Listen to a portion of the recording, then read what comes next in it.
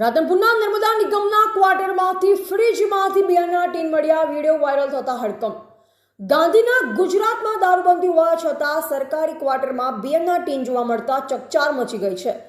રાધનપુરના નર્મદા વિભાગના ક્વાર્ટરમાં એક ફ્રીજમાંથી બિયરના ટીન હોવાનો વિડીયો સોશિયલ મીડિયામાં ઝડપથી વાયરલ થઈ રહ્યો છે. વિડીયોમાં સ્પષ્ટ રીતે એક ફ્રીજ ખુલતા જોવા મળે છે, જેમાં વિદેશી દારૂના ટીન મોજૂદ છે. આ વિડીયો વાયરલ થતા સ્થાનિકોમાં નારાજગી ફેલાઈ છે અને અધિકારીની જવાબદારી અંગે પ્રશ્નો ઉઠી રહ્યા છે. ગાંધીના ગુજરાતમાં દારૂની રેલમછેલ જોવા મળી રહી છે. સરકારી અધિકારીઓના ક્વાર્ટરમાં બિયર આવ્યું ક્યાંથી? રાધનપુરમાં જાગૃત નાગરિક દ્વારા વિડીયો બનાવી સોશિયલ મીડિયામાં વાયરલ થતા તંત્ર સામે અનેક સવાલ. જો કે વાયરલ વિડીયોની પુષ્ટિ ધ ગુજરાત લાઈવ ન્યૂઝ કરતું નથી.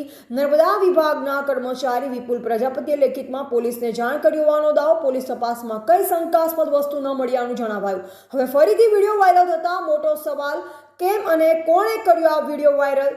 તો હવે અનેક સવાલ વચ્ચે રાધનપુર પોલીસ તપાસ કરી રહી છે કે નહીં, કે પછી મામલો ફરીથી દબાઈ જશે, તે હવે જોવું રહ્યું.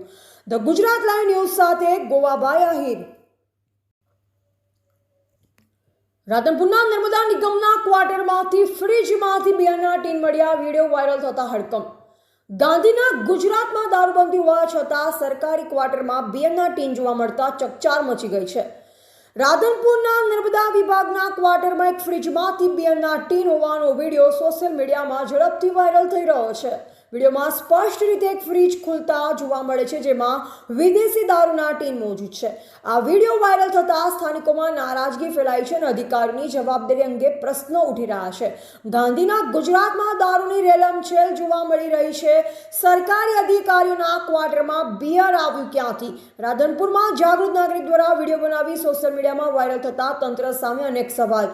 જો કે વાયરલ વિડીયોની પુષ્ટિ ધ ગુજરાત લાઈવ ન્યૂઝ કરતું નથી. નર્મદા વિભાગના કર્મચારી વિપુલ પ્રજાપતિએ લેખિતમાં પોલીસને જાણ કરી હોવાનો દાવો. પોલીસ તપાસમાં કઈ શંકાસ્પદ વસ્તુ ન મળ્યાનું જણાવાયું. હવે ફરીથી વિડીયો વાયરલ થતા મોટો સવાલ, કેમ અને કોણે કર્યો આ વિડીયો વાયરલ? તો હવે અનેક સવાલ વચ્ચે રાધનપુર પોલીસ તપાસ કરી રહી છે કે નહીં, કે પછી મામલો ફરીથી દબાઈ જશે, તે હવે જોવું રહ્યું. ધ ગુજરાત લાઈવ ન્યૂઝ સાથે ગોવાભાઈ આહિર.